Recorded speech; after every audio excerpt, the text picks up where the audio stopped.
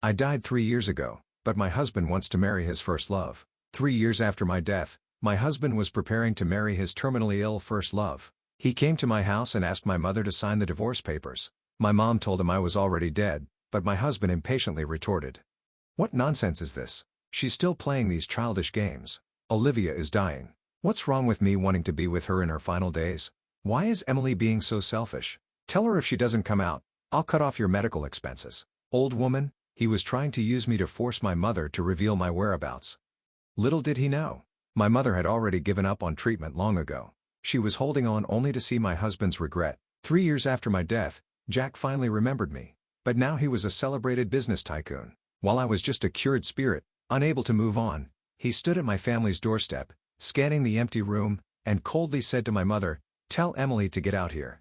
My mother's frail body trembled as she replied, numbly, "My daughter is dead." Hearing this, Jack sneezed.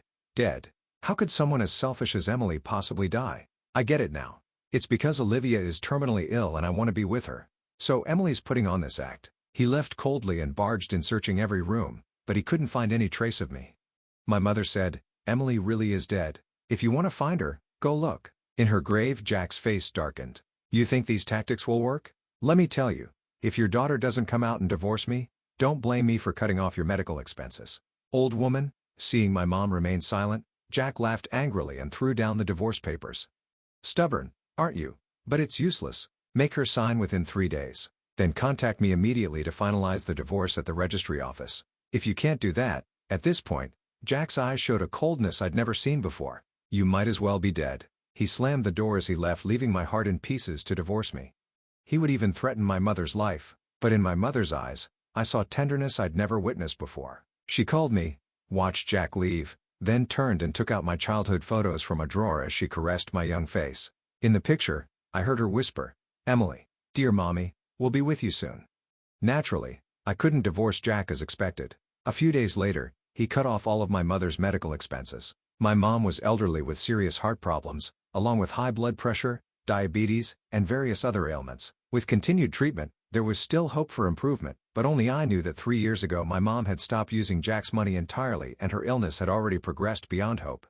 Mom had wanted to join me long ago, but she couldn't let go. She couldn't bear the thought of her daughter who had given her whole heart being abandoned and trampled upon. So until the moment Jack showed regret, she was determined to keep living in this world. A week passed and my mom showed no signs of backing down. Jack finally lost his patience. He called my mom, sneered, "Your daughter is really heartless. Isn't she to avoid divorcing me? She's even using you in this ploy. I'm warning you. Even if you die, I won't feel an ounce of sympathy. Tell Emily to sign the divorce papers obediently." My mother looked at my photo in her arms, her fingers digging into her palms. "Jack, I've already told you my daughter is dead." Jack scoffed. "Looks like you're asking for trouble. You think your daughter can hide from my search? If she won't come out, I'll find her myself." A bitterness spread through my heart. "You want to find me? Jack, I really wish you could find me, but I hope you won't regret it when you do." Just then, a weak female voice came through the phone, accompanied by some coughing. "Jack, dear, is there any news about Emily? Is she angry? Does she want to wait for me to die?" Jack quickly put down the phone to comfort her. "Rest easy. Don't worry, I'll definitely divorce her and marry you." But Olivia shook her head. Her voice choked with emotion. "I know Emily must feel wronged and probably resents me. Now I understand. I'm not trying to steal you from her. I just want you to be with me." In my final days, her words were full of sincerity, but every sentence pointed the blame at me as if I were the homewrecker, and I knew that Jack would never take my side. "Olivia, how could you think that I love you? What right does Emily have to compete with you? Don't worry, even if I have to search to the ends of the earth, I'll dig up her bones to sign the divorce papers." He seemed to deliberately raise his voice, making sure my mother could hear on the other end of the line before hanging up abruptly. Listening to the dial tone, I could feel my mother's heart turning to ice. She struggled to her feet, wiping away a tear with a smile. She said, "It's all right, daughter. Mommy will be with you soon to find me." Jack mobilized all his connections in the city. I laughed bitterly to myself. This was probably the most attention I'd ever received from him, but it was useless. I watched as he turned the city upside down, even filing a missing persons report with the police. Only to be told there was no record of me before I died. My mother had transferred my household registration to our hometown. I no longer had any official ties to the city and his office.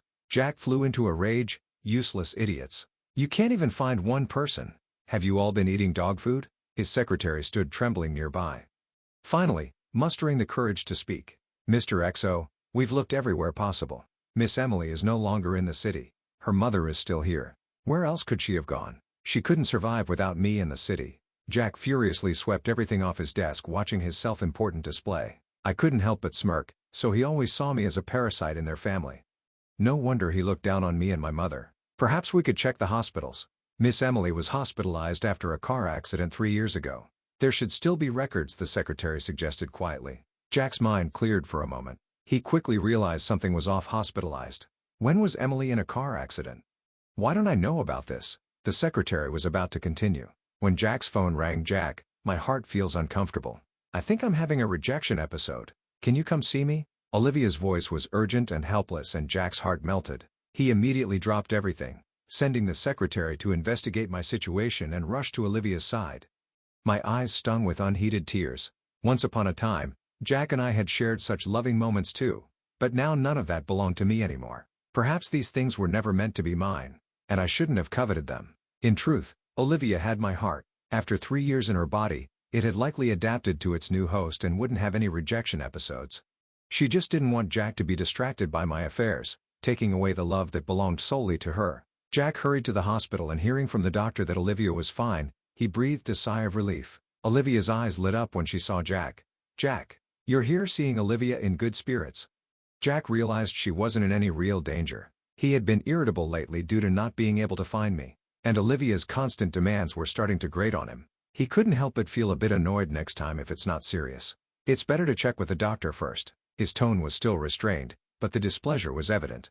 Olivia was stunned for a moment, but quickly put on a tearful expression. "Jack, I was just so bored in the hospital and missed you terribly. You've been so focused on finding Emily lately. You rarely come to see me. I don't have many years left to live. I just wanted to see you as much as possible while I'm still alive." This tactic always worked on Jack. He immediately felt guilty. "I'm sorry for not considering your feelings. I've let you suffer alone in the hospital. It's all Emily's fault. Even at this point, she's still playing high-density seek. She's completely heartless." I smiled. I truly was heartless. My heart had been given to Olivia 3 years ago. Finally, Jack's secretary found my hospital records from 3 years ago. Emily Johnson, female, 27 years old.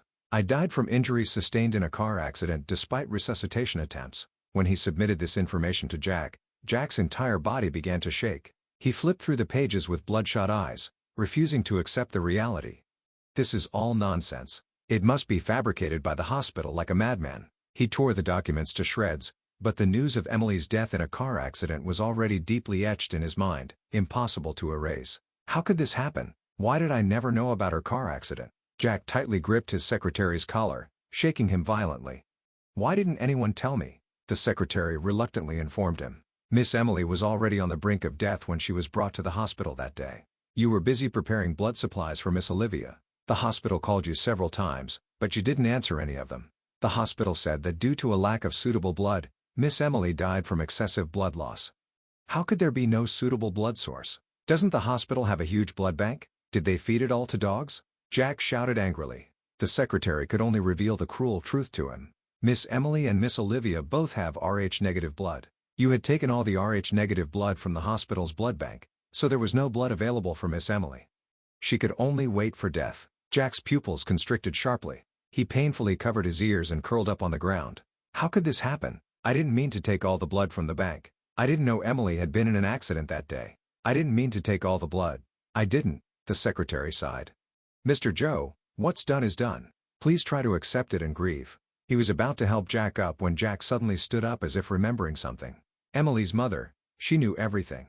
It was her. She deliberately concealed it from me. You are all lying to me. Emily can't be dead. I must confront her."